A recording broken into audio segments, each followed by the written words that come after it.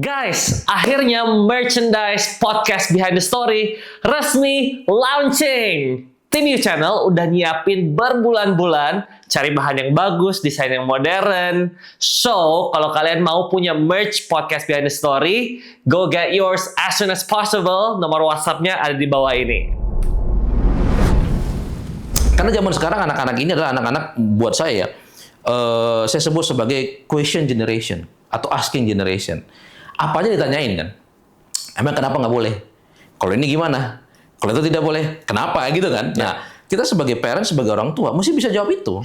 Nah, ketika kita bisa jawab itu dan masuk ke dalam pikiran mereka, they will do it anyway. Tanpa harus kita pakai metode yang contoh nanti kamu berdosa, masuk neraka, nanti kamu dilempar batu mungkin atau apalah gitu. Karena semakin kita takut-takuti dengan begitu, mereka jadi penasaran. Iya nggak sih? Benar nggak sih? Gitu. Jadi lebih baik kita ajarkan kepada mereka, orang tua, ngobrol dengan anak-anaknya, berikan mereka pemandangan ataupun wider purpose gitu loh. Kalau kamu mau jadi ini, apa yang harus kamu lakukan? Kalau kamu nanti mau jadi ini, apa yang tidak boleh kamu lakukan? Itu menurut kami pendekatan yang lebih baik sih. Seks itu adalah sesuatu yang indah yang Tuhan ciptakan. Tapi permasalahannya adalah keindahan itu akan muncul ketika di waktu yang tepat. Di waktu yang tepat. Jadi ketika waktu yang tidak tepat, segala sesuatu yang muncul bukan lagi keindahan, tapi keburukan. Maka tadi saya bilang tadi, karena tadi dalam seks itu Tuhan ciptakan semua terkoneksi, fisik, emosional, spiritual. Itu yang membuat. Menurut Kak Morris, di usia berapa atau apa indikasi seseorang siap pacaran? Boleh pacaran. Kedua, kalau sudah pacaran, physical boundaries-nya how far is too far? Ya. Jadi buat kita tuh tidak pernah ngasih usia. Karena nanti nungguin. Wah, udah usia ini baru nih, gas langsung gitu kan. Tapi pertama kita kasih tahu ke mereka bahwa kamu tuh siap pacaran kalau kamu sudah bertanggung jawab sama diri sendiri. Karena apa? Karena akan ada orang lain yang akan kamu bertanggung jawab, gitu kan? Nah, kalau kamu diri sendiri tidak bisa bertanggung jawab, gak usah ngomongin bertanggung jawab terhadap diri orang lain.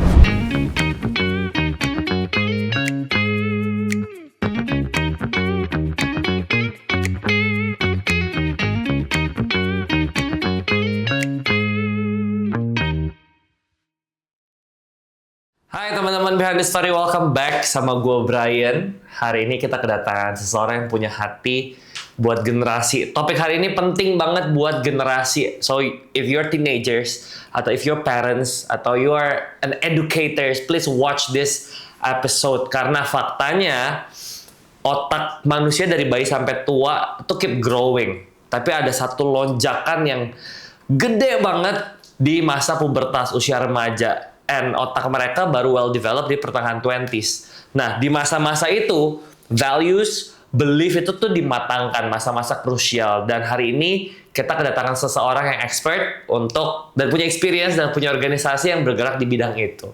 So watch this episode sampai ending.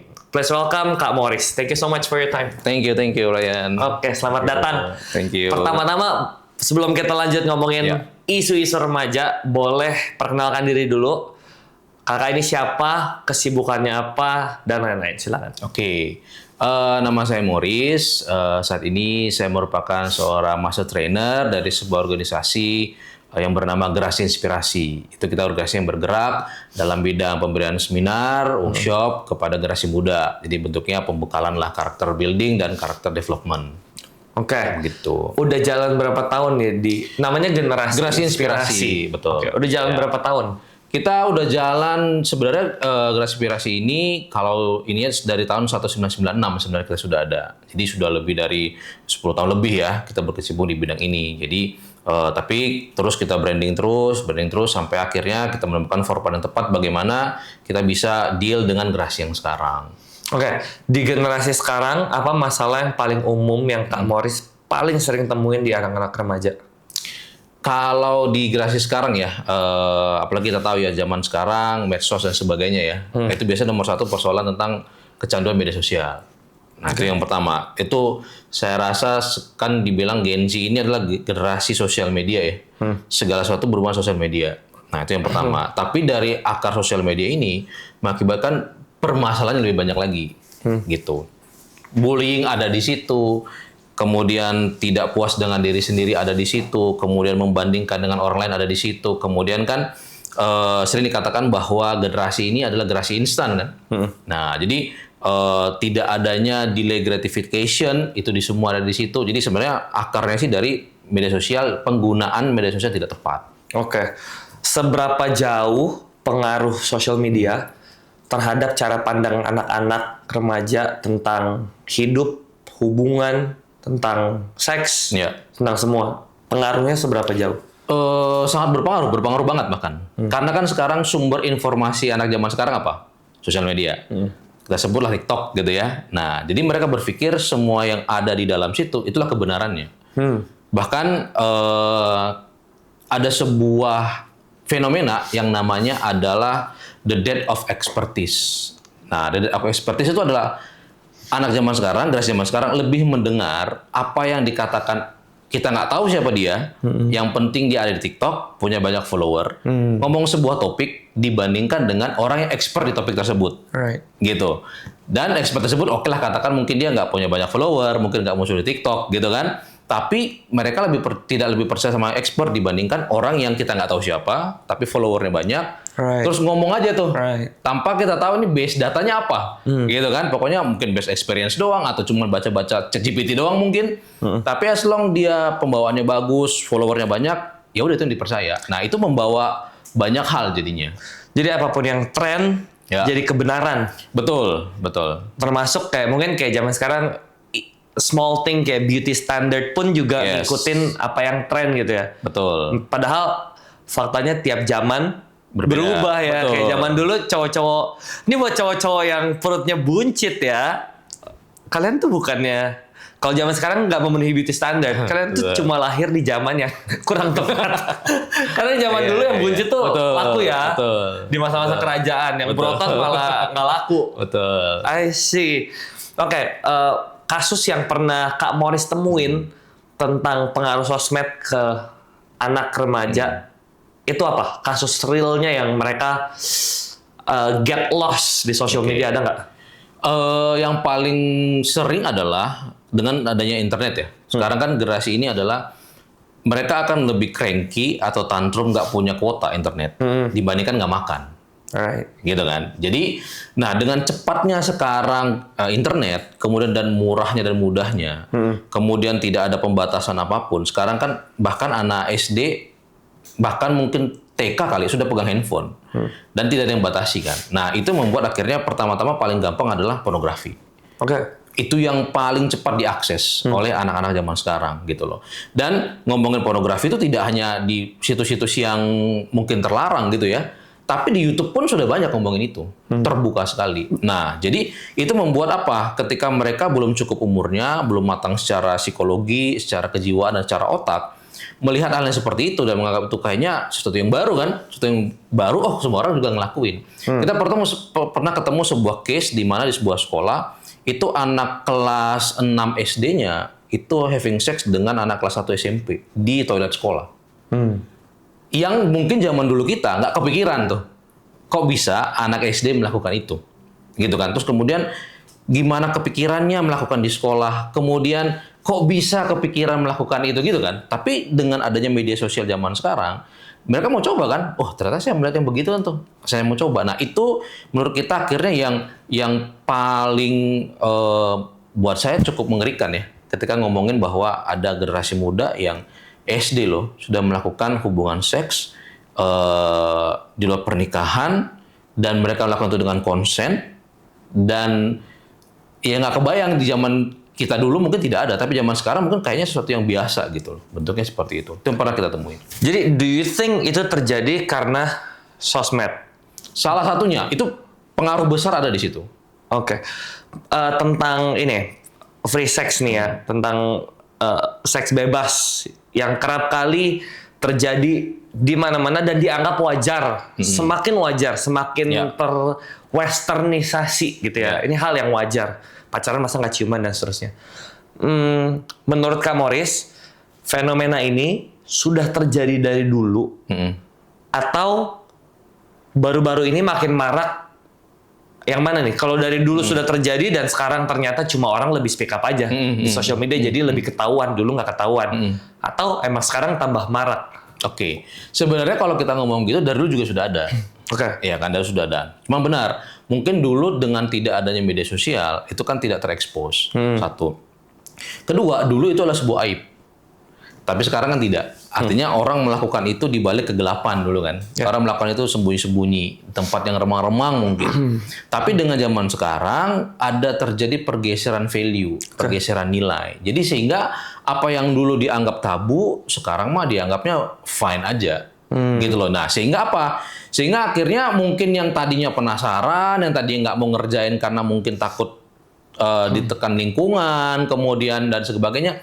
Oh, sekarang ternyata oke. Nah, akhirnya mulai coba-coba dan akhirnya mulai banyak muncul. Jadi munculnya itu banyaknya dulu ada, tapi mungkin tidak sebanyak sekarang. Tapi dengan terjadinya perubahan value tadi, sekarang jadi semakin banyak menganggap bahwa itu sesuatu yang normal gitu loh. Sesuatu yang balik lagi kalau nggak, misalnya tadi kalau nggak pacaran nggak ciuman, kalau nggak pacaran nggak having sex, kayaknya lu kuno deh, gitu kan? Kayaknya lu nggak asik deh pacarannya gitu kira-kira. Oke, jadi sebenarnya udah terjadi dari dulu, tapi batas tabunya shifting ya. Jadi orang lebih open, lebih dianggap wajar. Betul. Oke, Kak, gue tertarik bahas tentang porn. Apa yang gue tahu dari segala media, lagu, iklan, film, game, or whatever, porn ini salah satu media yang paling merusak otak. Ya, setuju. Apa dampak pornografi ke otak anak remaja yang masih under construction nih? Ya, ya. Jadi efek daripada pornografi itu kepada otak ya, itu kan otak kita itu punya namanya hormon dopamin. Dopamin itu yang memberikan rasa senang, rasa kepuasan gitu ya. Nah, dengan adanya melihat mereka pornografi itu dipaksa muncul berlebihan, tidak pada waktunya. Gitu kan. Nah, jadi itu mengakibatkan apa? Pertama, yang jelas adalah ada saraf-saraf yang tidak bertumbuh dengan baik. Salah satu saraf apa? Konsentrasi. Jadi teman-teman, coba perhatiin deh, kalau teman-temannya nih lagi belajar gitu, ngelamunnya cukup panjang gitu. Ngelamun gitu. Kemungkinan besar, bukan berarti iya ya, tapi kemungkinan besar sering nonton berarti. Brain fog gitu. Yes, gitu. Nah, kemudian paling sederhana lagi adalah sering lupa. Oke. Nah, logikanya, kalau memang dia masih muda, harusnya kan segala sesuatu masih oke kan. Nah, tapi dengan ada kerusakan itu, sering lupa. Nah, lupa tadi habis ngomong apa, lupa janjian sama siapa, gitu kan. Nah, itu juga mempengaruhi. Terus yang ketiga adalah membuat keputusan. Nah, salah satu saraf yang rusak adalah saraf untuk membuat keputusan yang benar. Jadi, saraf pertimbangannya, logikanya sedikit rusak. Tapi kalau dulu terus dilanjutkan, ya maka dia tidak akan bisa membuat keputusan dengan bijak berdasarkan pertimbangan. Karena kan balik lagi ya, ketika dopamin itu kan candu ya. Ketika kita udah merasa enak tuh, wah enak lagi. Nah kita nagih kan, itu mirip narkoba lah sebenarnya. Nah tapi dengan nagih tadi, akhirnya otak kita untuk pertimbangan yang sehat itu kan jadi kabur. Makanya banyak hal yang dilakukan. Makanya bentuknya eskalasi. Dari cuma nonton, coba ngelakuin sendiri, coba ngelakuin sama orang. Nah itu ngelakuin sama orang ini banyak hal nih. Bisa memperkosa, bisa dia having sex dengan pacar dan segala macam. Tapi itu semua dimulai dari eskalasi dari nonton tadi. Itu yang membuat akhirnya dia tidak punya lagi kontrol untuk bisa memikirkan mana nih yang baik, mana yang benar. Tapi kalau kita lihat realitanya ya, kan Kapolres ke banyak komunitas, ke sekolah-sekolah segala macam.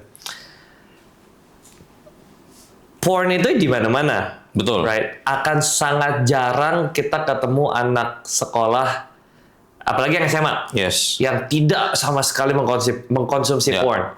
So, is it still relevant untuk bilang ke mereka, hey, do not watch porn? Apa impact-nya ke mereka? Waktu kita bilang, hey, do not watch porn, it's bad. They're going to still watch porn anyway. Oke. Jadi, how do you make impact di area ini ya, di area edukasi tentang pornografi? Satu hal yang kita pelajari ya, setelah bertahun-tahun kita berdeal sama generasi muda ya, apalagi generasi sekarang, kita melihat bahwa gerasi ini semakin dilarang, semakin dikerjain. Ya. Gitu kan. Maka kita dalam setiap kita seminar gerasi inspirasi, kita tuh tidak pernah bawa modul kita untuk bilang tidak boleh ini, tidak boleh ini, tidak boleh. Karena begitu tidak boleh, kita berusaha, kita jadinya menempatkan diri sama dengan guru atau orang tua mereka. Isi gurunya kan tidak boleh ini, tidak boleh itu. Orang tua mereka juga kan tidak boleh itu. Gitu. Apalagi kalau kita ngomong ke masa remaja ya. Nah, itu masa remaja kan di mana masanya mereka tuh lebih concern, lebih peduli terhadap perkataan temannya dibandingkan orang tua atau gurunya. Nah, makanya ketika kita mengadakan seminar, kita itu datangnya sebagai teman. Right. Nah, dan teman biasa jarang bilang, nggak boleh ini, nggak boleh itu, jarang tuh. Tapi yang kita lakukan adalah kita memberitahu porn itu apa dan efeknya apa. Itu kadang-kadang yang tidak disadari sama generasi saat ini. Karena kan tadi generasi instan ya. Pokoknya gue pengen mendapatkan kesenangan instan, mendapatkan kenyamanan instan. Apa resikonya kadang-kadang nggak dipikirkan. Nah, maka kita datang dengan memberitahu mereka apa sih yang menjadi resikonya. Tapi resiko doang kan kadang-kadang itu mah masih lama satu. Yeah. Atau kayaknya banyak orang ngerjain juga oke-oke aja gitu kan. Makanya kita selalu mulai dalam setiap sesi kita tuh kita mulai dengan what is your dream. Kita memberitahu mereka karena motivasinya itu bukan larangan tadi, tapi mereka mau achieve apa. Ini yang kita lakukan dengan generasi sekarang, gitu loh. Karena kalau fokusnya pada larangan, maka kita kan nggak relate dengan mereka. Justru kita mau bantu mereka, lu mau mencapai apa sih? Nah, ketika lu mau mencapai ini, maka salah satunya harus lu hindari adalah pornografi. Kenapa? Karena ini. Udah gitu. Jadi, itu menolong mereka untuk punya awareness bahwa ada goal yang pengen saya achieve, ada suatu impian yang pengen saya achieve, saya pengen capai, tapi ada hal-hal juga yang tidak boleh saya lakukan untuk mencapai itu. Nah, jadi kalau kita potong cuman nggak boleh ini, so what gitu loh. Nah, tapi ketika kita memberikan kepada mereka, kenapa ini nggak boleh? Karena ada sesuatu hal yang kamu pengen capai kan. Ketika kamu pengen capai sesuatu, berarti ada hal-hal yang harus kamu lakukan dan ada hal yang kamu harus tinggalkan gitu kan. Nah, jadi pendekatan ini ketika kita lakukan selama ini kita lakukan cukup berhasil dibandingkan memang pendekatan yang sekedar isinya misalnya kita bahas tentang sex education. Tidak boleh seks, tidak boleh ini. Kayaknya tidak terlalu berhasil. Jadi selalu kita masuk kepada what is your dream? Kamu tuh mau jadi apa? Kamu tuh ingin apa sih dalam hidup ini? Karena generasi sekarang itu sangat clear dengan purpose of life. Beda dengan zaman kita dulu. Zaman saya dulu boro-boro ngomongin purpose, gitu kan ya. Tapi zaman sekarang kayaknya purpose itu sesuatu yang bahwa ini hidup untuk apa sih? Ya kan, kemudian work life balance lah, kemudian mental health dan segala macam itu kan di zaman sekarang lagi concern. Makanya kita masuk dari situ. Kalau lu mau mental lu benar, kalau lu mau mencapai purpose of your life, ada hal yang tidak boleh kamu lakukan. Salah satunya pornografi. Masuknya dari situ. I see. Di generasi inspirasi, sex education tuh part of it. Yes, part of it, betul. Part of it ya. Betul. Tentang sex education-nya, saya mau tanya. Standing point-nya generasi inspirasi itu di mana? Karena di WHO aja, WHO itu pakai comprehensive sex education. Jadi mereka opinionnya, ya lu better jangan. Tapi if you do that, they teach safer sex method. Nah, kalau dari generasi inspirasi, kalian standpoint-nya tuh di, kalau lu sampai fall, this is how you do safer sex. Atau enggak, kita suggest abstinent, don't do it at all. Kalian stand-nya di mana? Oke, kalau kita dari generasi inspirasi jelas bahwa kita stand-nya di abstinence, artinya don't do it at all. Walaupun kalau sudah pernah melakukannya, ya kita konseling, kita lakukan sesuatu, apa lagi yang kita bisa kerjakan supaya tidak melakukan next-nya. Jadi bukan berarti kalau sudah ngelakuin, saya sudah berdosa banget atau sudah kotor banget, nggak juga gitu kan. Namanya kan orang bisa jatuh gitu kan. Nah, jadi kalau standpoint kita lah di situ. Makanya kita sebenarnya lebih suka dengan prinsip mencegah lebih baik daripada mengobati. Jadi kita berusaha mengajarkan kepada mereka apa sih resikonya kalau itu kamu lakukan. Ya kan? Makanya jangan sampai itu terjadi. Apa resikonya? Apa kira-kira buruknya kalau itu terjadi? Makanya standpoint kita adalah abstinence sex gitu loh. Lakukanlah itu ketika di dalam pernikahan. Nah, di dalam pernikahan maka kita berusaha untuk mengajarkan mereka kenapa tidak boleh, kemudian apa yang harus kamu lakukan. Karena kan balik lagi ya, kalau remaja kan hormon-hormonnya juga sedang naik segala macam gitu kan. Nah, how they handle it, bagaimana mereka harus menghandle dan sebagainya. Jadi kita lebih mengajarkan kepada pencegahan untuk masuk ke hal-hal yang tidak baik tersebut. Oke, saya coba berdiri di opposite Yes. timnya dari your standing point Ya. ya, karena biar generasi inspirasi juga bisa menjawab Yap. opininya orang-orang yang percaya sama comprehensive sex education, artinya pendidikan sex edu yang lengkap, yang bukan cuma melarang tapi Ya. ngajarin safe sex juga. Opini mereka gini, kalau kita kekeh cuma bilang kalau lu lakuin seks, this will happen. Tapi kita nggak ngajarin kalau sampai lu mau lakuin, this is how you do it, Ya. yang paling safe meskipun tetap beresiko. Mereka opininya gini, mereka akan lakuin anyway. But if you don't teach them how to do it safer, ya berbahaya aja buat Iya, mereka. iya. Jadi mendingan tetap diajarin safer sex. Oke. Itu opininya. Ya. Silahkan menjawab Oke. opini tersebut. Nah, kalau dari kita, Kusegera Inspirasi melihat ya, makanya kita mulai mengajarnya itu dari usia yang kecil. Oke. Kenapa? Karena muncul pemikiran itu kan biasanya sudah remaja nih. Nah, jadi dari kecil, dari usianya lesnya SD ataupun SMP awal-awal, nah kita mulai mengajarkan kenapa tidak boleh dilakukan. Balik lagi, salah satunya adalah they have a dream. Mereka punya sesuatu yang mereka pengen achieve, gitu kan. Tadi balik lagi kalau dibilang they have do it anyway. Buat kami, kalau kamu sudah tahu concernnya, sudah tahu apanya, that's your risk sendiri. Gitu loh, itu resikomu sendiri. Gitu loh. Jadi kita harus kasih tahu apa yang terjadi kalau misalnya ini akan terjadi. Kamu melakukan ini yang terjadi, ini yang terjadi, ini yang terjadi. Jadi memang kita tidak menganggap itu sebagai apa ya, bisa dibilang ya udahlah, do it anyway, ya udah kita ajarkan safe sex-nya seperti apa. Kita nggak masuk ke situ. Karena kita tetap percaya bahwa yang terbaik adalah sex after marriage. Jadi standpoint kita di situ. Jadi ketika standpoint kita di situ, maka kita apapun alasannya, kita tidak menggeser menjadi ya udah, toh juga kan mereka lakukan, ya udah kita ajar aja yang benar. No. Tapi justru sebelum melakukan, kita kasih tahu dulu apa risikonya, apa halangannya, kemudian apa tantangannya akan mereka hadapi, itu kita kasih tahu mereka. Nah, kita justru mengajarkan kepada mereka untuk mengambil keputusan sendiri. Belajar untuk mengambil keputusan sendiri. Belajar untuk menanggung risiko sendiri. Karena justru menurut saya dengan diajarkan safe sex tadi, berarti kan seolah-olah risikonya nggak ada. Seolah-olah ya kan boleh juga nih gitu loh. Nah ketika mereka menghadapi sesuatu yang mereka nggak pernah dikasih tahu, terus kemana? Apa yang harus dilakukan? Pertanyaan saya, apakah mereka ini juga akan menolong mereka ini? Belum tentu juga. Nah jadi buat kita, ya kita masuknya ke pencegahan tadi. Pencegahan sampai benar-benar mereka tidak melakukan.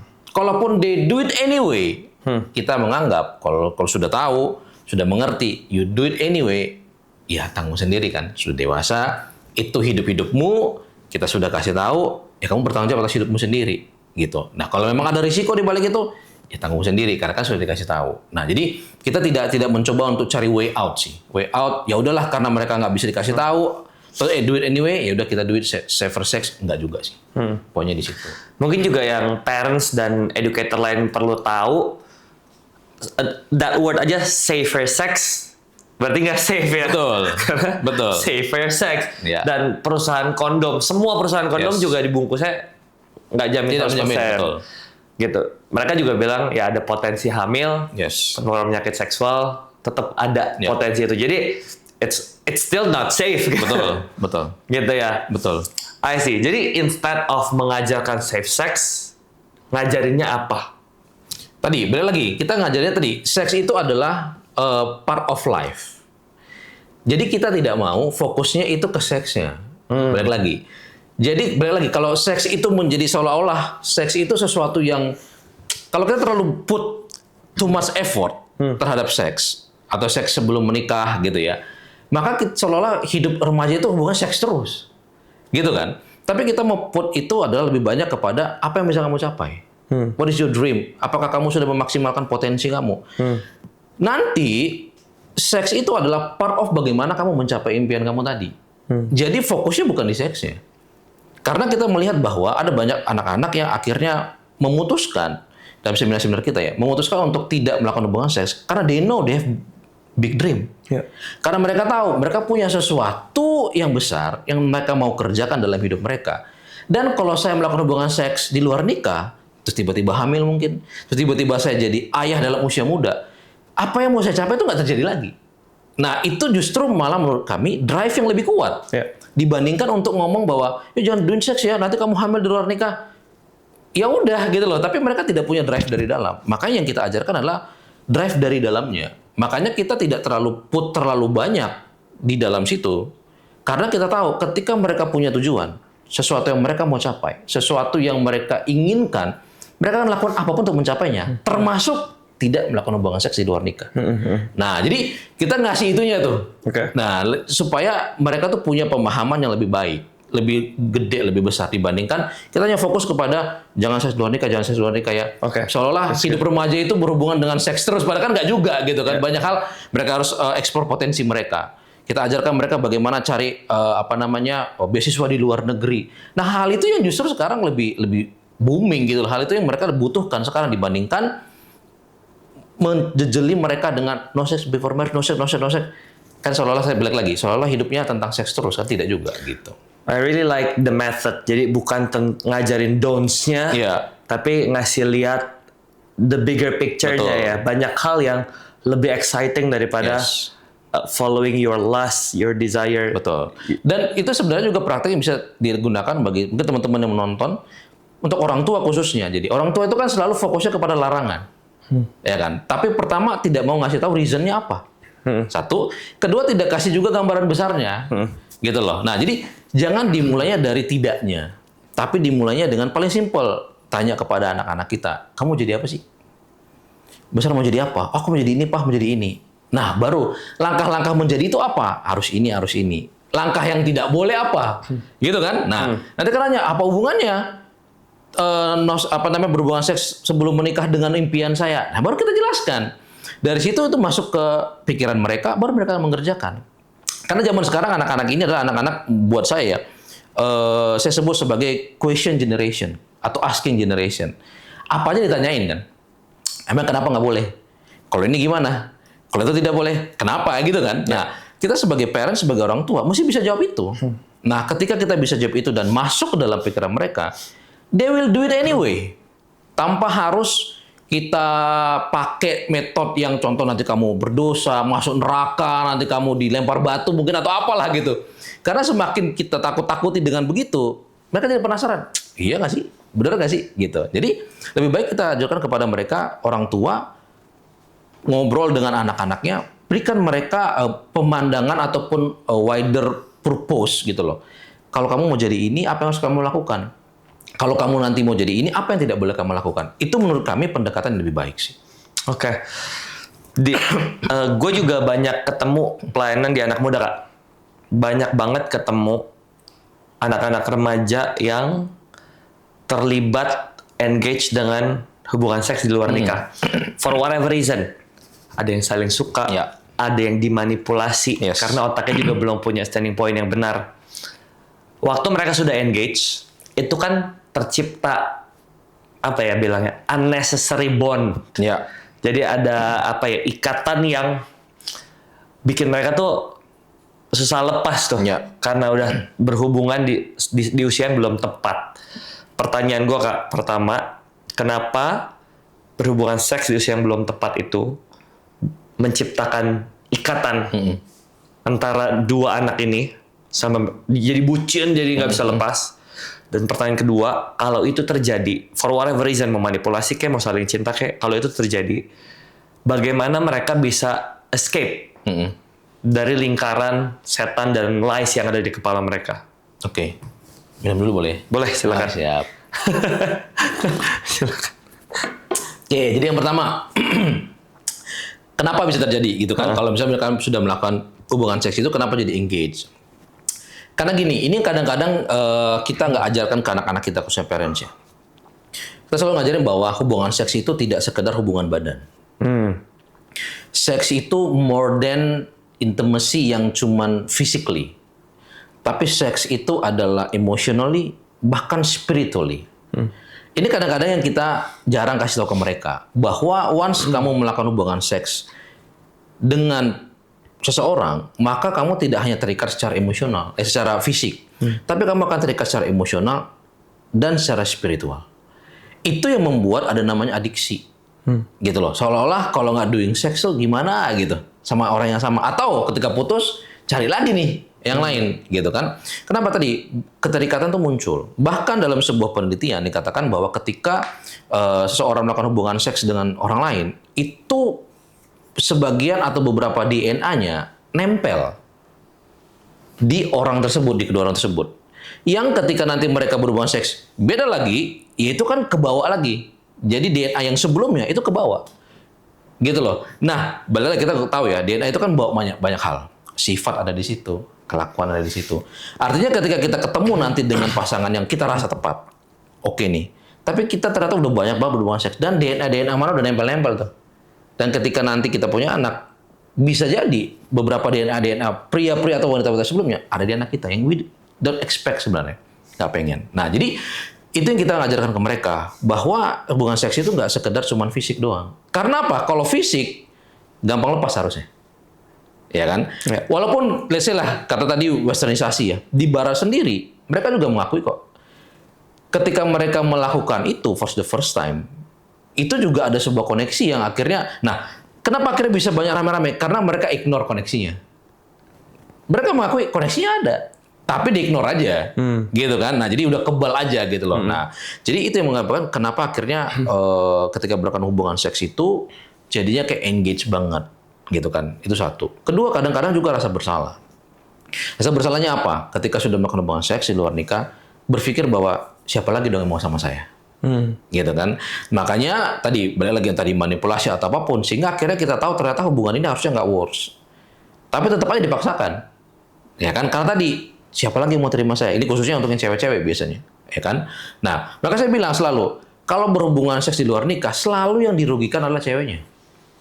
Itu selalu yang dirugikan, karena perasaan bersalah itu paling gede munculnya di cewek. Nanti siapa lagi yang mau sama saya? Saya sudah kotor misalnya gitu, sudah nggak suci lagi. Nah, itu yang dimanfaatkan jadinya kan. Nggak ada yang lagi mau sama kamu kan. Ya mau sama saya. Ya kamu do it whatever I want gitu kan. Nah, akhirnya jadi bentuknya keterikatan. Jadi makanya saya bilang tadi, seks itu adalah sesuatu yang indah yang Tuhan ciptakan. Tapi permasalahannya adalah keindahan itu akan muncul ketika di waktu yang tepat. Di waktu yang tepat. Jadi ketika waktu yang tidak tepat, segala sesuatu yang muncul bukan lagi keindahan, tapi keburukan. Maka tadi saya bilang tadi, karena tadi dalam seks itu Tuhan ciptakan semua terkoneksi, fisik, emosional, spiritual. Itu yang membuat. Terus yang kedua, kalau misalnya tadi dikatakan, kalau sudah misalnya doing gitu ya, mereka sudah melakukan. Iya, bahkan sampai dikata-katain, dipukul, Ya. tapi tetap sayang, tapi dia sayang gua gitu. Tapi digebukin, tapi dia sayang gua. Iya. Banyak kan kasus Betul. kayak gitu. Betul. Nah, gimana tuh? Nah, balik lagi ya, kita sebagai prinsip sih, kita sih agak sulit menolong orang yang merasa tidak perlu tolong. Maka kita perlu memberikan kepada mereka bahwa what they do itu salah itu dulu. Karena balik lagi, kalau memang dia sayang sama kamu, masa dia mukulin kamu kan gitu ya. Tapi kalau mereka merasa, enggak kok, ini part of ini. Kadang-kadang sulit juga. Akhirnya kita jadi debat kusir nih. Tapi kita coba memberikan pandangan sama mereka bahwa, harusnya nggak begitu loh. Kalau sayang itu kan nggak begitu. Kemudian, kira-kira kamu melihat hubungan ini akan melanjutnya kemana? Akankah seperti itu? Nah, tapi kalau tetap kekeh, enggak kok, ini memang paling baik. Udah digebukin sekalipun, ya mungkin kita bisa lapor orang tuanya atau sebagainya. Tapi balik lagi, kita nggak bisa menolong semua orang. Satu. Dan kita juga percaya bahwa kita juga sulit menolong orang yang tidak mau ditolong. Nah, kita udah ketemu banyak case seperti itu. Nah, jadi makanya kita selalu masuknya itu berusaha sebelum masuk ke case itu. Makanya saya bilang tadi kan, kita suka dengan prinsip mencegah daripada mengobati. Sebelum itu terjadi, ini kita ajarin dulu mereka bagaimana pacaran yang baik. Makanya salah satu di modul kita ada bentuknya adalah bagaimana pacaran yang baik. Daripada anak-anak ini diajarkan tidak boleh pacaran, buat saya lebih baik diajarkan pacaran yang baik. Nah, kita mainnya di situ. Jadi bukan safer sex-nya. Yeah. Tapi kita ajarkan daripada kamu pacarannya nggak bener nih, nah mendingan ataupun dilarang jangan pacaran. Toh you do it anyway. Mendingan cara pacaran yang baik seperti apa? Cara memilih pasangan yang baik seperti apa? Kamu tahu nggak pasangan yang baik kayak apa? Ciri-cirinya apa? Di usia berapa kamu merasa tepat untuk pacaran? Itu menurut kami lebih baik. Jadi ketika pun mereka pacaran, mereka bisa oh iya, saya pilihnya gimana ya? Saya nanti cocok nggak ya? Bahkan di dalam salah satu seminar kita ada assessment yang kita berikan. Jadi assessment itu mereka yang tulis sendiri, mereka jawab sendiri, mereka kasih nilai sendiri. Jadi kalau jawaban dari hasil assessment itu adalah belum siap pacaran, itu bukan kami yang ngomong kan? Itu hasil assessment. Jadi ternyata secara alam bawah sadar ketika mereka mengisi, mereka tahu di dalam alam bawah sadar, gue tuh belum siap pacaran. Terbukti dari hasil. Nah makanya kita dalam seminar kita selalu pakai assessment. Kenapa? Karena kalau kita bilangin, Brian, lu belum cocok pacaran, lu pasti deny. Ah enggak kak, udah gede. Siapa lu ngasih tahu gitu kan? Tapi kalau kita kasih assessment, balik lagi, kita nggak dikte, lu isi sendiri sesuai dengan keadaan lu. Terus hasilnya ternyata tidak cocok. Ya sudah. Hasilnya ternyata belum siap. That's yourself kan. Berarti kan seolah-olah di dalam dirimu sendiri ternyata mengatakan sebenarnya kamu sebenarnya belum siap. Nah itu yang kita pakai. Jadi instead of ngasih tahu mereka tidak boleh, ya udah kamu assess sendiri aja. Atau kamu isi sendiri dan ketika hasilnya tidak belum siap, ya udah. Kalaupun masa belum siap dan malah dilakukan, ya mau kita bilang gitu kan. Tapi yang penting kan kita sudah memberikan kepada mereka. Jadi itu yang bisa kita lakukan kepada mereka. Makanya tadi balik lagi. Kita lebih senang mainnya itu adalah di pencegahan. Karena ketika sudah terjadi, itu complicated. Sangat-sangat complicated. Apalagi tadi balik lagi, kalau misalnya dia sudah merasa sekalipun dipukulin, sekalipun dia melakukan kekerasan dan segala macam, tapi merasa, nggak kok dia tetap sayang. Oh itu complicated sekali. Ada banyak layer yang perlu kita lepas dulu, ada banyak layer yang perlu kita buang dulu, baru sampai akhirnya dia merasa, oh iya ternyata ini salah ya, dan saya butuh bantuan.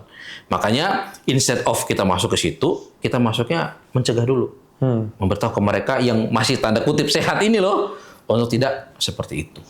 Based on your answer, kayaknya kalau ada teman-teman yang terikat di lingkaran itu, ya step one-nya perlu terima fakta bahwa kamu tuh butuh ditolong dulu ya. Setuju. Terima fakta kalau saya ini butuh ditolong. And then second step, get help. Betul. Gitu ya. Jadi jangan fight sendiri, jangan memanipulasi diri sendiri. Ya. Jadi terima lu butuh ditolong. Kedua, get help. Gitu. Oke, ngomongin pacaran, let's talk about boundaries ya. Batasan pacaran. Menurut Kak Morris, di usia berapa atau apa indikasi seseorang siap pacaran, boleh pacaran. Kedua, kalau sudah pacaran, physical boundaries-nya, how far is too far? Ya. Jadi buat kita tuh tidak pernah ngasih usia, karena nanti nungguin, wah udah usia ini baru nih, gas langsung gitu kan.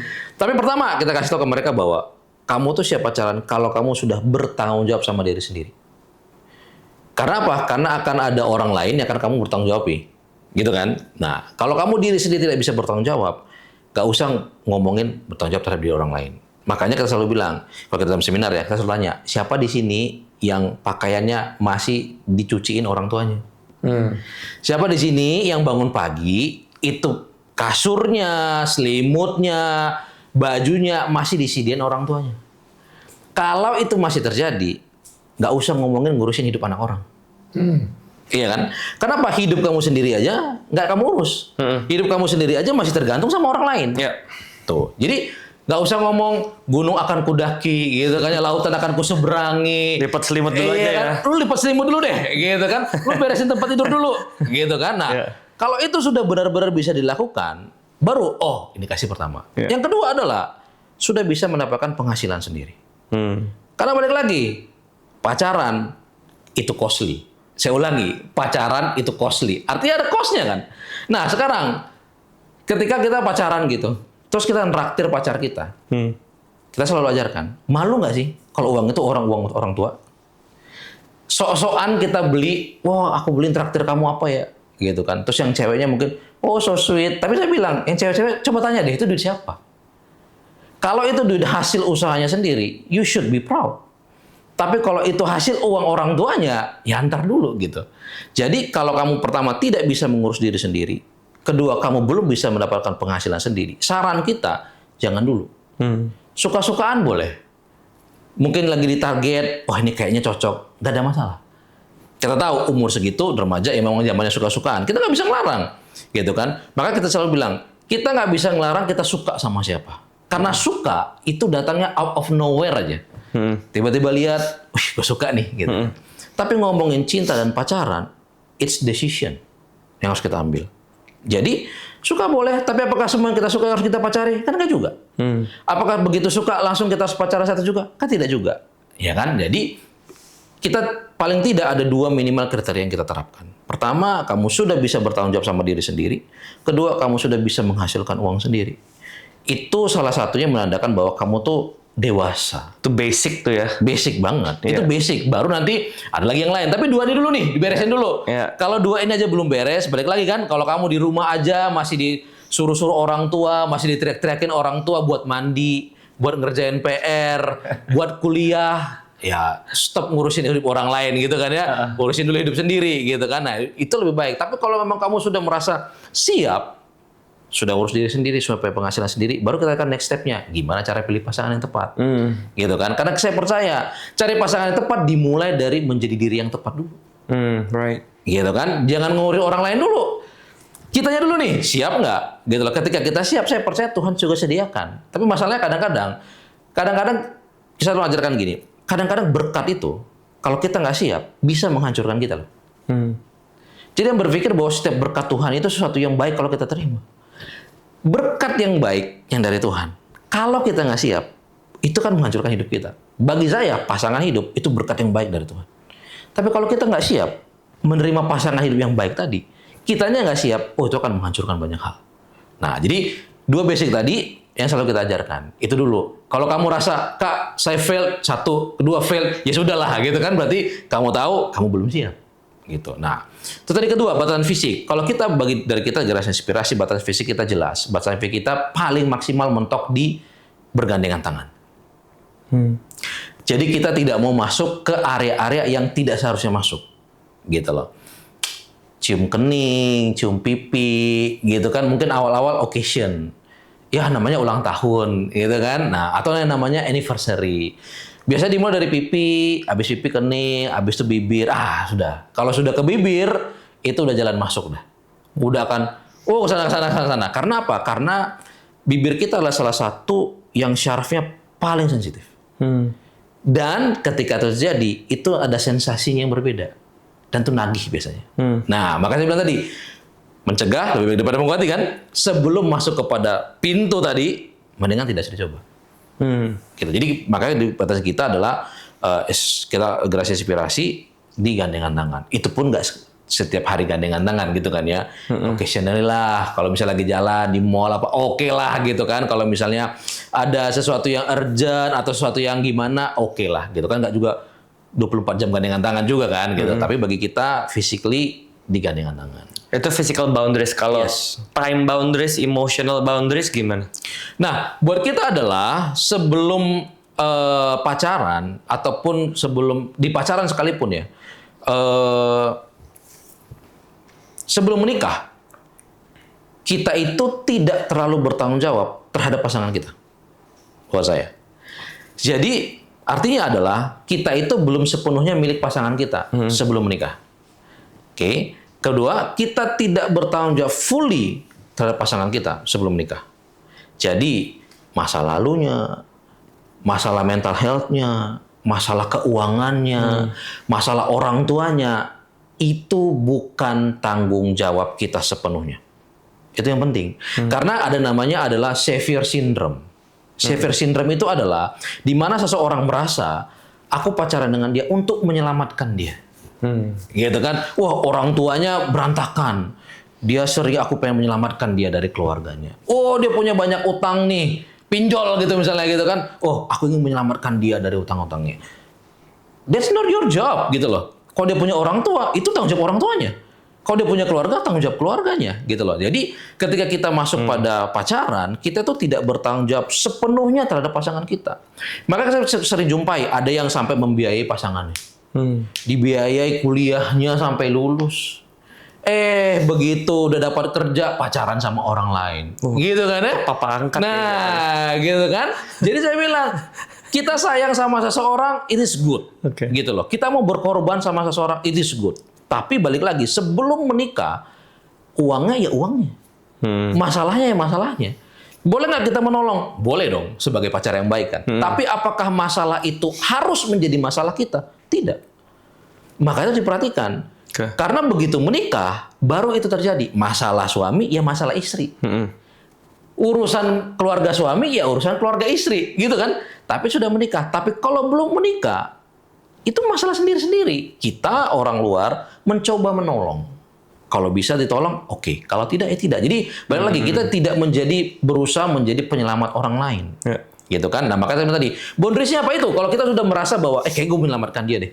Kayaknya gue terlalu mau dia keluar dari lingkungan yang nggak baik ini deh. Kayaknya gue mau narik dia deh. Nah, itu menurut saya sudah Oke. toksik tuh. Udah stop sampai di situ. Jangan masuk lagi. Karena tidak ada yang bisa menyelamatkan seseorang selain dirinya sendiri. Nah, kalau dia pun merasa kayaknya dia nggak mau berusaha, dia nggak mau apa-apa juga, terus dependen sama kita, nah itu kan juga jadi masalah kan. Nah, jadi buat kita adalah di situ tuh barrier-nya atau boundaries-nya tuh di situ. Oke. Dan kalau misalnya ada anak-anak remaja yang sudah terlanjur pacaran nih Kak Morris, Ya. dan tidak sesuai dengan kriteria yang Kak Ya. Morris tadi kasih, tapi Yes. udah pacaran, ini gue harus putus Kak. Oke. Pertama, buat saya lebih baik putus daripada bercerai. Nah, lo gimana tuh? Itu buat saya. Lebih baik putus daripada bercerai. Oke? Karena apa? Karena balik lagi, buat kita Generasi Inspirasi juga menganut bahwa pernikahan itu seumur hidup. Oke? Artinya, dalam pernikahan ada punya banyak masalah juga. Gitu kan? Nah, jadi lebih baik putus sekarang daripada bercerai. Satu. Tapi, balik lagi kan, kalau sudah pacaran, makanya saya selalu ngajarkan mereka gini, kita tips ya, cara memilih pasangan terbaik. Jadi teman-teman nanti bikin di rumah gitu ya, ambil cari kertas gitu. Nah, kertas pertama, di lembar pertama tulis ada namanya must, MUST, itu artinya harus. Tulis di situ semua kriteria yang harus ada dalam pasangan kamu. Harus, makanya banyak-banyak. Artinya apa? Semua yang harus itu, kalau tidak ada satu, tidak mau. Makanya banyak-banyak. Karena kita tidak mencari pasangan sempurna, kita cari pasangan ideal. Gitu kan? Nah, oke. Tulis tuh semua yang harus. Contoh, harus seagama nggak? Harus sesuku nggak? Ya kan? Kadang-kadang tuh ada suku-suku yang nggak boleh kan? Nah, harus suku nggak? Harus sama sederajat secara pendidikan tidak? Ya kan? Atau harus disetujui orang tua saya tidak? Nah, tuliskan semua yang harus. Nah, saya menyarankan yang harus itu jangan physically. Kecuali memang harus banget. Contoh, ada beberapa kasus anak-anak itu tulisnya, Kak, harus lebih tinggi dari saya. Nah, itu yang cewek-cewek itu biasanya. Harus lebih tinggi dari saya. Kalau sepantaran gimana? Nggak mau, harus lebih tinggi. Mau dia ganteng, kaya, tapi di bawah kamu pendeknya, mau nggak? Nggak mau. Harus. Sudah, itu jadi sebuah keharusan. Oke, tulis semua harus yang memang dianggap bahwa memang ini harus banget. Itu yang pertama. Yang kedua, tulislah di baliknya, tulis wants atau keinginan. Apa yang kamu inginkan ada pada pasanganmu, tapi kalau dapat ya bagus, tidak ya nggak apa-apa. Itu boleh banyak tuh. Contoh, saya pengen dia gantengnya kayak siapalah artis Korea gitu.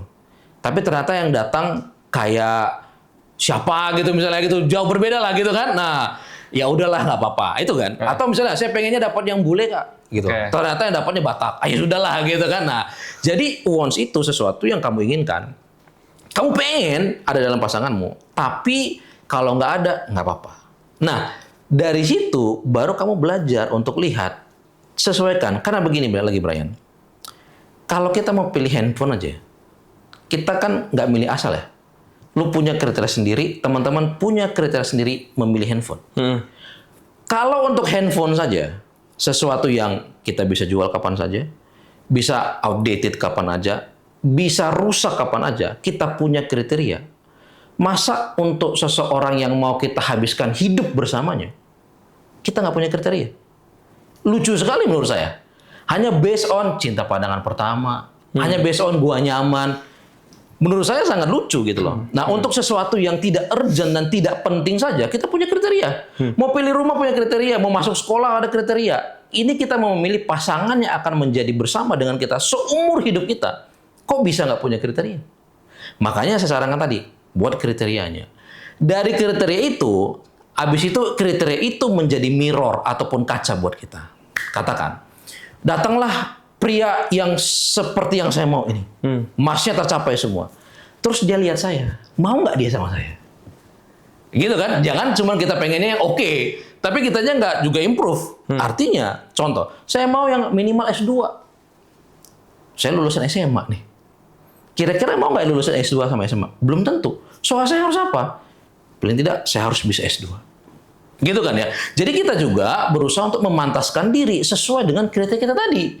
Jadi kita mau kriterianya high, tapi jangan sampai kitanya juga ya udahlah buat terima apa adanya dong. Ya nggak bisa dong, lu aja nggak terima dia apa adanya gitu kan, lu punya kriteria. Nah di kitanya juga itu menjadi sebuah kaca. Oh, kalau saya mau ternyata dia lulusan luar negeri, ya minimal saya S2-nya luar negeri lah. Gitu kan. Nah jadi itu juga memacu kita. Sehingga akhirnya kita bisa tahu, kita juga tidak memilih asal, tapi juga kita tidak tanda kutip ngayal ya. Bahwa oh gue pengen yang gini, pengen gini. Tapi kita sini tidak introspeksi diri. Nah makanya saya bilang tadi. Jadi kita selalu mengajarkan begitu. Instead of begitu lebih baik kamu tuh pilih pasangan yang tepat. Caranya gimana itu? Itu cara paling sederhana. Dan kita sudah melihat dengan cara yang sederhana itu banyak orang tersadarkan. Bahwa pacarnya sekarang tidak sesuai kriteria saya. Oke. Kalau tidak sesuai, balik lagi. Pilihan kamu. Mau dilanjutkan dengan pilihan tidak sesuai atau mau diselesaikan, ya kan? Kan konsekuensinya ada, gitu kan? Kalau tahu ternyata nggak sesuai tapi mau lanjutkan, ya urusan sendiri, gitu kan? Ambil keputusan sendiri. Tapi kalau kamu rasa kayaknya nggak sesuai deh, kayak I deserve better than this, mending selesaikan sekarang. Jadi lebih baik putus daripada bercerai. Oh, setuju. Lebih baik putus daripada bercerai. Termasuk anak-anak kuliah. Oh iya. Karena balik lagi, ini nggak berurusan dengan Usia. gitu loh. Tapi kita sedang berurusan ketika kamu menikah, ada persoalan lain yang akan kamu hadapi. Oke. Pernikahan itu pertama menyenangkan, yes. Tapi pernikahan itu balik lagi, pernikahan itu membawa dua masalah bawaan. Masalah si istri, masalah suami jadi satu kan. Nah, kalau kamu nggak bersama dengan orang yang tepat, ini dua masalah kan jadi masalah yang makin banyak. Oke. Tapi kamu bersama orang yang tepat, dua masalah ini bisa menjadi masalah bersama yang bisa kita beresin satu persatu. Right. Ya kan? Nah, jadi balik lagi. Makanya saya bilang tadi, lebih baik putus sekarang, sakit hati sekarang, nangis di kamar 3 hari, udahlah. Itu lebih baik daripada kamu harus menghadapi kekerasan dalam rumah tangga, perceraian, anak yang ditelantarkan, oh itu lebih parah dan lebih sakit hati dibandingkan putus pada saat pacaran. Mungkin ada beberapa di sini yang udah 10 tahun pacarannya. Kak, wasting time nggak? Saya tahu nih, toxic nih, dan saya harus putus. Wasting time nggak? Buat saya nggak. Itu akan lebih baik dibandingkan kamu menikah 1 tahun, habis itu bercerai. Buat apa? Itu lebih wasting time. Maka, tadi balik lagi, kalau memang dirasa tidak sesuai kriteria, kayaknya memang toxic, kayaknya memang nggak oke, it's okay untuk putus. Tidak dosa kok putus itu. Gitu kan? Balik lagi, makanya saya bilang tadi, jangan mencoba untuk jadi savior syndrome tadi. Karena kita berpikir, kalau saya putus, kita putus, nanti dia gimana? Nanti kalau putus, nanti dia bunuh diri. Kalau putus, balik lagi, itu urusannya sendiri. Kita punya urusan sendiri, kita punya masalah sendiri. Kita tidak berusaha untuk menjadi penyelamat dari pasangan kita sebelum menikah. Ya. Itu juga mungkin salah satu mindset yang salah kali ya. Waktu mau pacaran, mindsetnya ini akan jadi yang terakhir. Itu mungkin mindset yang kurang tepat ya. Harusnya kalau mau pacaran ya harus siap putus. Betul. Kan pacaran justru kenalan. Yes. Kalau nggak cocok bisa putus. Kalau udah married ya tutup mata dia rapat-rapat. Betul. Oh, Makanya saya selalu bilang, cocok udah telat. kalau pacaran itu buka mata lebar-lebar. Iya. Yang dilakukan generasi sekarang kan kebalik ya. Benar. Ketika pacaran tutup mata. Setia banget tuh Iya kalau kan? pacaran. Begitu menikah, lebar-lebar mata dibuka gitu kan. Nah, Banyak justru yang lebih hijau ya kalau Iya. menikah. Justru kebalik, ketika pacaran buka mata lebar-lebar. Ketika menikah tutup mata. Karena udah jadi gitu kan. Makanya penting tadi untuk benar-benar. Nah, kalau tadi mindset tadi, apakah salah mindset berpikir ini yang terakhir? Bisa salah, bisa enggak, tergantung. Kalau dia berpikir bahwa karena ini yang terakhir, maka saya harus mencari yang tepat. It's okay. Artinya saya nggak sembarangan nyari dong. Saya cari tahu keluarganya kayak apa. Saya cari tahu dia kayak apa. Saya cari tahu, dan mencari tahu itu tidak harus ketika pacaran. Makanya saya lebih suka ketika pacaran itu dimulai dari teman. Ketika kita bisa tahu kan dia seperti apa, keluarganya seperti apa, gitu loh. Nggak out of nowhere, nggak kenal tiba-tiba pacaran gitu kan. Nah, jadi balik lagi ke situ. Jadi kalau kita mau berpikir bahwa oke, saya mau ini yang terakhir, maka cari tahu. Banyak bertanya sama kita gini, Kak, masa lalu pasangan kita penting atau enggak? Buat saya penting. Kalau ternyata masa lalunya dari keluarga yang buruk katakanlah, atau keluarga yang toksik, bisa jadi toksik itu akan dibawa ke dalam hubungan, ya kan? Terus apakah harus diputusin? Terserah. Kalau kamu siap menghadapi ketoksikan itu, silahkan. Tapi kalau tidak siap, balik ke prinsip sebelumnya, lebih baik putus daripada bercerai. Ya kan? Makanya tadi kita perlu tahu masa lalunya kayak apa. Banyak orang yang bilang, Kak, saya nggak peduli dia udah pacaran dengan berapa cowok. Saya nggak peduli dia udah having sex dengan berapa orang. Hey, you should know. Supaya kamu bisa mengukur potensi masalahnya. Kalau memang kamu merasa cocok ini dan potensi masalah saya bisa tanggung, ya udah lanjut. Tapi kalau nggak bisa, ya udah selesaikan. Jangan sok-sok menjadi Superman gitu maksudnya gitu kan. Yeah. Be the Superman in your marriage. Bukan dalam That's pacaran. right. Kalau lu dalam pernikahan, lu jadi Superman, berusaha gimana caranya tidak bercerai. You fight for your wife, you fight for your husband, you fight for your family, you fight for your children. Tapi pas pacaran, nggak bisa, nggak usah. Gitu loh. Nah, pengorbanan itu justru bakal kerasa di pernikahan instead of pacaran.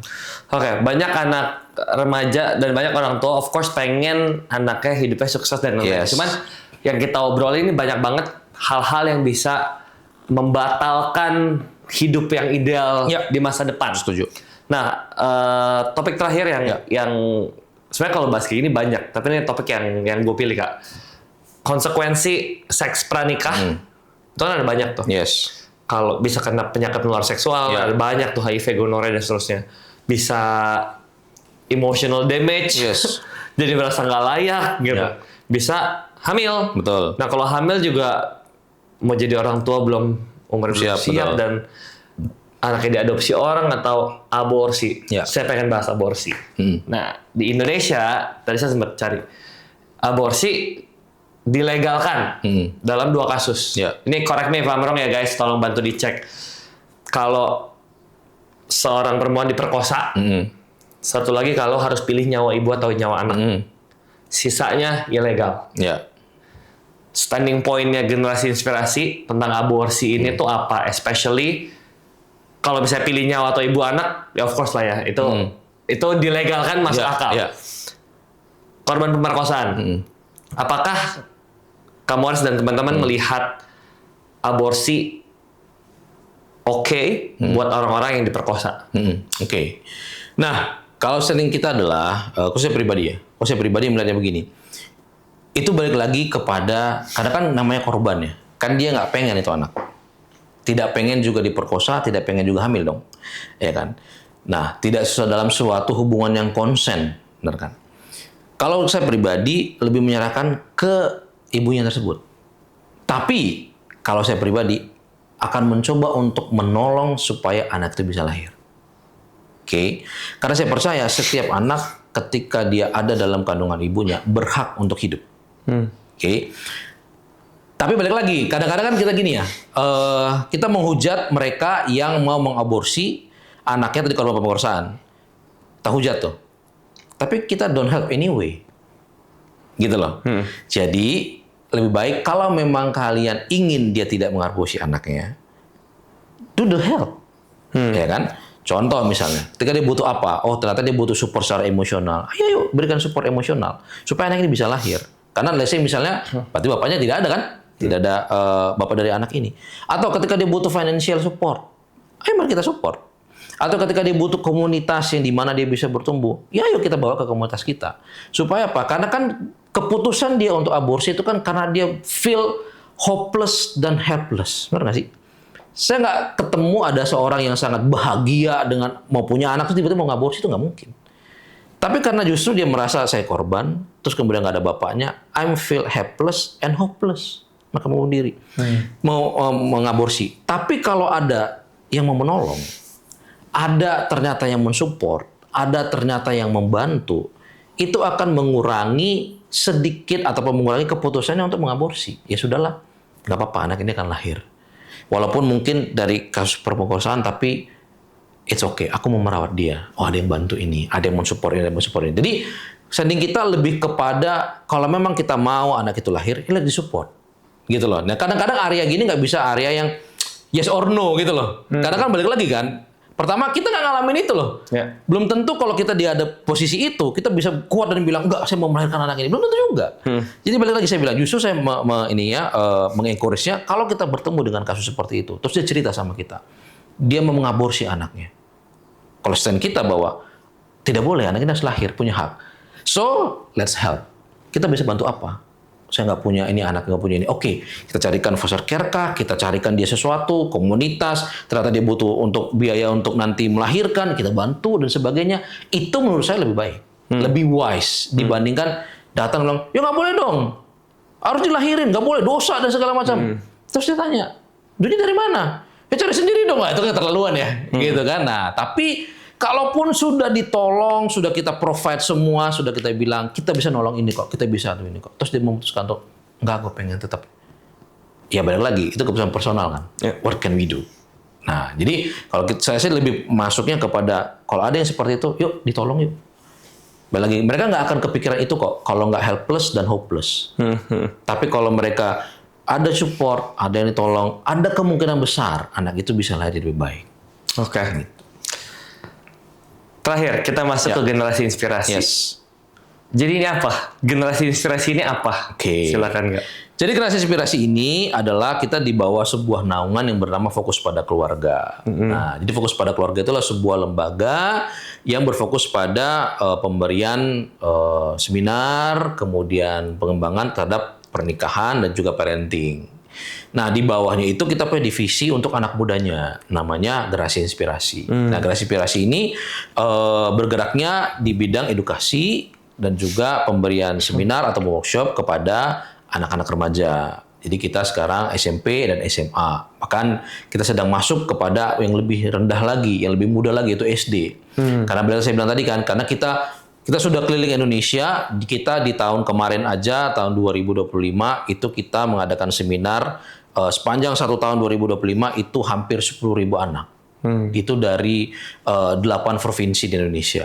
Kita udah keliling dari Aceh sampai ke terakhir kita itu Timika. Kita menemukan bahwa permasalahan ini makin lama makin mudah terjadi. Makanya kita mau masuk ke anak yang SD juga. Nah, jadi kita memberikan pendampingan, kita memberikan seminar tentang karakter building, kemudian tentang karakter development, kemudian asesmen tentang potensi. Karena menurut kita itu yang dibutuhkan anak zaman sekarang. Bilang kita tadi ya, kenapa kita fokusnya tidak terlalu banyak ke seksnya walaupun itu penting. Justru kita merasa bahwa ini akan bisa terselesaikan kalau mereka tuh mengetahui apa tujuan hidupnya. Mereka mengetahui apa potensi mereka, gitu kan. Mereka tahu mereka mau ngerjain apa dalam hidup ini. Bahwa mereka tuh anak-anak yang berharga, mereka tuh anak-anak yang full of potential yang Tuhan taruh. Maka mereka tidak akan menyimpang dari apa yang mereka mau capai kan. Nah, maka di situ kita ajarkan dengan berbagai assessment ya. Jadi kita punya assessment tes bakat, kita assessment potensi, kita assessment passion, semua kita assessment, kita tes mereka supaya mereka tahu. Jadi ketika mereka pulang dari seminar kita, itu nggak cuma dapat ilmu tapi mereka dapat sesuatu. Jadi bentuknya kertas gitu, mereka bisa lihat hasil mereka, itu bisa mereka bawa ke orang tua mereka. Nah, itu kita rasa menjadi sebuah jembatan.